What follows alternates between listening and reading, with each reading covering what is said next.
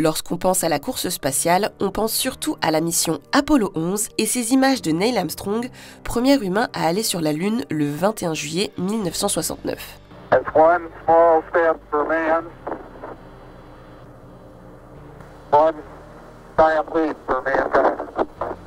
Au final, 3 ans plus tard, le programme est abandonné. Il faudra attendre Donald Trump pour qu'un véritable projet de retour sur la Lune voit à nouveau le jour, le programme Artemis. Mais avec une petite différence. Cette fois, l'objectif n'est pas seulement d'y aller, mais d'y rester. It marks an important step in returning American astronauts to the moon for the first time since 1972 for long-term exploration and use. This time, we will not only plant our flag and leave our footprint, we will establish a foundation for an eventual mission to Mars and perhaps someday to many worlds beyond. Mais une question persiste au sein de la communauté spatiale.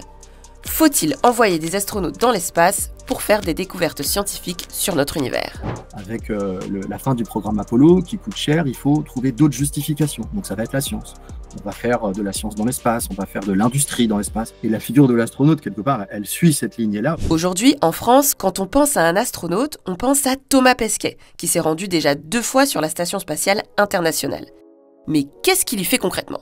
L'ISS, en fait, c'est un laboratoire scientifique, un laboratoire de recherche, dans des conditions assez particulières, à savoir en micropesanteur ou en impesanteur pour faire simple. Et donc à ce titre, on envoie des astronautes pour 2 raisons. Soit pour être opérateurs, parce que comme tout laboratoire scientifique, il y a des gens qui y travaillent, donc ce sont les yeux et les mains des scientifiques. Et l'autre raison, c'est qu'ils sont aussi eux-mêmes sujets, notamment en physiologie humaine. Et c'est justement ce qu'Irénée Regnault critique. Pour lui, le fait d'utiliser des astronautes pour réaliser des expériences scientifiques à bord de l'ISS coûte bien trop cher. La moindre expérience scientifique dans l'espace coûte plusieurs dizaines de millions d'euros, en fait, si on la rapporte au coût total et au nombre d'heures passées en orbite. Donc il n'y a pas vraiment d'intérêt scientifique. Quand on vous dit par exemple qu'on va guérir des maladies des os, puisque les astronautes sont sujets à des problèmes d'eau, dans le sens où le corps est en apesanteur et donc ça crée des situations compliquées. Si on mettait cet argent directement, par exemple dans l'ostéoporose sur Terre, ça serait beaucoup plus efficace. Il critique aussi l'utilisation des astronautes comme des sortes de cobayes pour comprendre comment le corps réagit dans l'espace. Ces expériences sur le corps, elles servent à penser les conditions d'habitabilité de l'espace. Donc c'est circulaire, si vous voulez.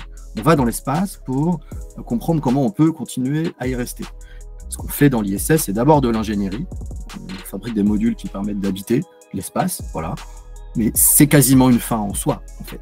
Et les retombées scientifiques n'ont jamais fait la une de Science. Et j'ai envie de dire, c'est un secret de polichinelle dans le spatial. On ne fait pas du vol habité pour la science. C'est pas ça. C'est une forme de démonstration technologique, même de suprématie symbolique. Alors que la fin de l'exploitation de l'ISS est prévue d'ici 2030, le prochain objectif des agences spatiales se porte de nouveau sur la Lune. Mais ce choix d'y expédier des humains est avant tout géopolitique. Le but est d'utiliser la Lune comme terrain d'entraînement pour aller sur Mars. Et surtout, pour les Américains, l'enjeu est d'y arriver avant la Chine. Mars, depuis 70 ans, c'est le projet qui fascine beaucoup les Américains, beaucoup la NASA, et indépendamment de savoir ce qu'on va y faire, il y a cet objectif de type nouvelle frontière, un peu comme à une époque, l'ouest des États-Unis était la nouvelle frontière. Là, c'est Mars. Néanmoins, il reste un problème, c'est que privilégier le vol habité a aussi un impact sur la science. Quand on regarde les moments de l'histoire où on met de l'argent dans le vol habité, on en enlève dans la science. Et c'est clairement le cas avec l'administration Trump, et surtout depuis le début des années 2025. On a une relance de l'épopée martienne, lunaire, etc., alors que la NASA se voit supprimer un nombre impressionnant de budgets sur les sciences climatiques, sur l'exploration des astres. Donc oui, il y a bien un système de vases communicants. En attendant, le programme Artemis accumule les retards. La mission qui prévoyait de voir de nouveau des humains fouler le sol lunaire, initialement prévue en 2025, a été décalée en 2027. Et celle-ci pourrait encore être reportée, car la fusée Starship d'Elon Musk qui doit être utilisée n'est toujours pas prête. Quant à la Chine, elle prévoit d'y envoyer ses taïkonautes d'ici 2030.